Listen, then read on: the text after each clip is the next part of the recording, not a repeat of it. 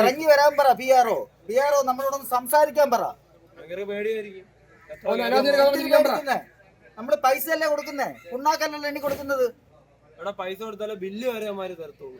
എത്ര case വന്നവന്മാർക്ക് machine ഇറങ്ങി വരാൻ പറ. അയാൾ നമ്മുടെ പൈസ ഇറങ്ങി വരാൻ പറ. പിആർഒ ആരാ? സമയബന്ധിതമായി തീർക്കാൻ പറ. അല്ലാതെ അവരുടെ ഇഷ്ടത്തിന്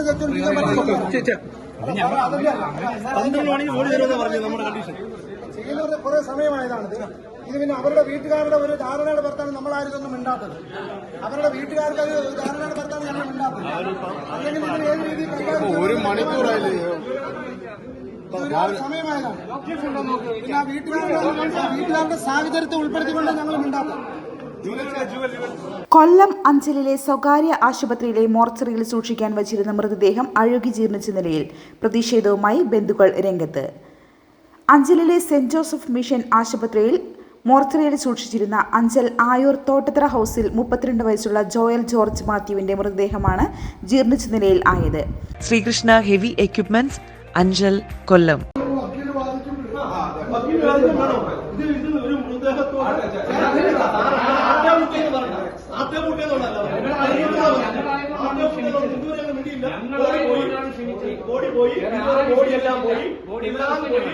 ഇവിടെ ആരുമില്ല. ഞങ്ങൾക്ക് യാതൊരുവിധമായ ഇഷ്യൂസ് ഞങ്ങളിവിടെ ക്രിയേറ്റ് ചെയ്തിട്ടില്ല. In the presence of the police officers ഞങ്ങൾ വളരെ മാന്യമായിട്ടാണ്. 32 വർഷം മുമ്പ് അവരുടെ അമ്മ മരിച്ചതും ഇതേ ഹോസ്പിറ്റലിൽ ഹോസ്പിറ്റലാണ് മദറിനെ മരിച്ചു വന്നത്. നടപടിക്ക് വെക്കണം, അതിനും കുഴപ്പമില്ല. അവരുടെ നിരുത്തരവാദിത്വമായ പെരുമാറ്റം എന്ന് പറയുന്ന ഇതിന് തന്നെ എക്സാമ്പിളാണ്. ഇപ്പോഴും അവർ യാതൊരു കാരണവശാലും ബന്ധുക്കളുമായിട്ട് സംസാരിക്കാൻ അവർ തയ്യാറാവുന്നില്ല. ഹോസ്പിറ്റൽ അധികാരികൾ തയ്യാറാവുന്നില്ല. ഇവിടെ ആദ്യം വന്ന പിആർഒ പോലും അവരുടെ ബന്ധുക്കളോട് കയർക്കണം, വേണമെങ്കിൽ കൊണ്ടുപോയിക്കോ എന്ന രീതിയിലുള്ള സംസാരമാണ് അദ്ദേഹം സംസാരിച്ചത്.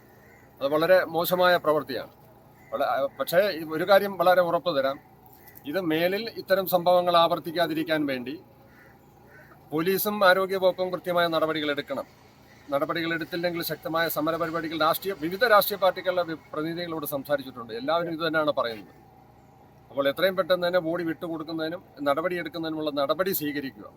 ഇക്കഴിഞ്ഞ 5-ാം തീയതി പൂനെയിൽ കൂട്ടുകാർക്കൊപ്പം ഡാമിൽ കുളിക്കുന്നതിനിടയിൽ ജോയൽ ജോർജ് മാത്യു വെള്ളത്തിനടിയിൽപ്പെട്ട് മരണപ്പെടുകയായിരുന്നു.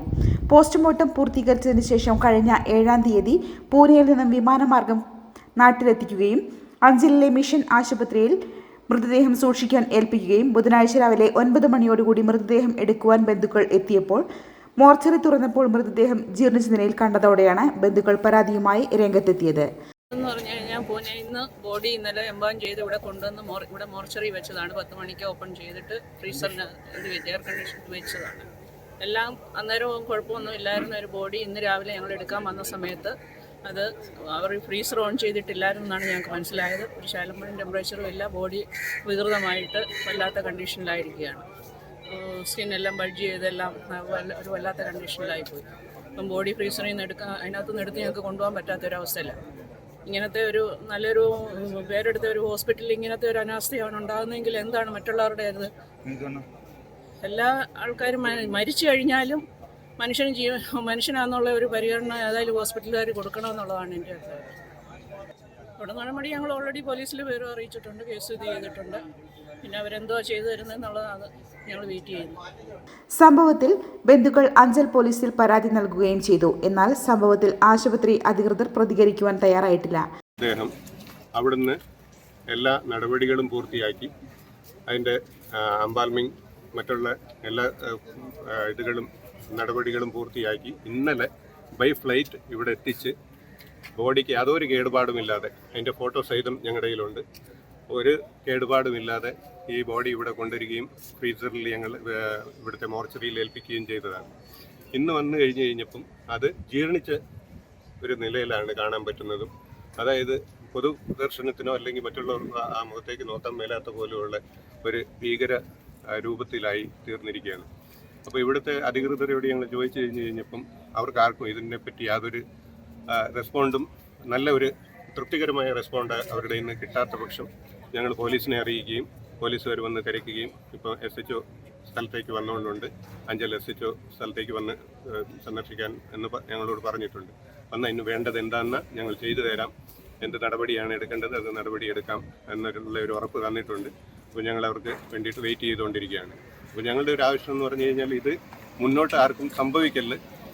ഇപ്പോൾ ഈ സംഭവിച്ചതിനും അതിൻ്റെ പൂർണ്ണ ഉത്തരവാദിത്വം അവർ ഏറ്റെടുത്ത് ചടങ്ങുകൾ തീരുവോളം ആക്കിയ ബോഡി ഒന്നും സംഭവിക്കാതെയും കേടുപാടുകളില്ലാതെയും ശവസംസ്കാര ചടങ്ങ് തീരുവോളമുള്ള എല്ലാ ഉത്തരവാദിത്തങ്ങളും ഹോസ്പിറ്റലിൽ ഏറ്റെടുക്കുകയും അതേമാതിരി ഇതിൻ്റെ കോമ്പൻസേഷൻ എന്താണെന്ന നടപടിയെടുത്തിട്ട് ആ വീട്ടുകാർക്ക് കൊടുക്കുകയും വേണമെന്നുള്ളതാണ് ഞങ്ങളുടെ. നോർമൽ ഒരു മനുഷ്യൻ എങ്ങനെയാണെന്ന് പറഞ്ഞാൽ ആ രീതിയിൽ അവിടെ കൊണ്ടുവന്നു. ഇവിടെ സ്റ്റിച്ച് ഉണ്ടായിരുന്നു, കാണുന്നുള്ള ബോഡി നമ്മളിപ്പോൾ എങ്ങനെയാണെന്ന് പറഞ്ഞാൽ ആ രീതിയിൽ അവിടെ ബോഡി ഇവിടെ കൊണ്ടുവരുന്നു. ഇവിടെ സ്റ്റിച്ച് ഒഴിച്ച് ബാക്കിയെല്ലാം നോർമലായിരുന്നു. പക്ഷെ ഇന്ന് രാവിലെ നമ്മളിവിടെ വന്ന് ബോഡി എടുക്കാൻ വന്നപ്പോഴാണ് ബോഡി ആകെ ജീവിതത്തിൽ നശിക്കുന്നത്. ഒരു വല്ലാത്ത വെറുതെ രൂപമായിരുന്നു.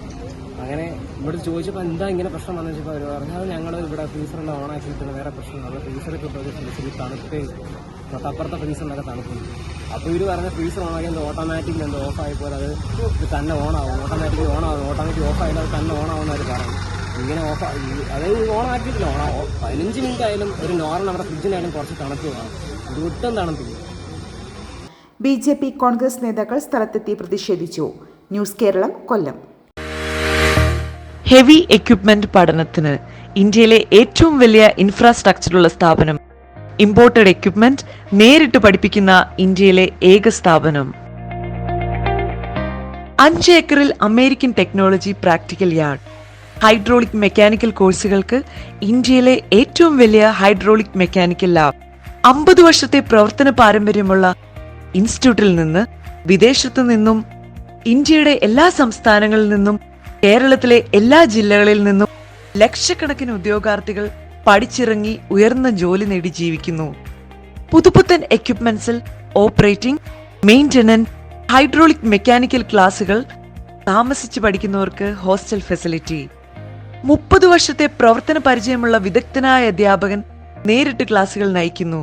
പഠനശേഷം international certification, RTO government licence, JCB, crane, telescope, hydra crane, electrical remote tower crane, manual fork lift, automatic fork lift, electrical fork lift, imported heavy wheel loader, telehandler, boom loader, vibrating compactor, bobcat, road roller, Hitachi dozer loader.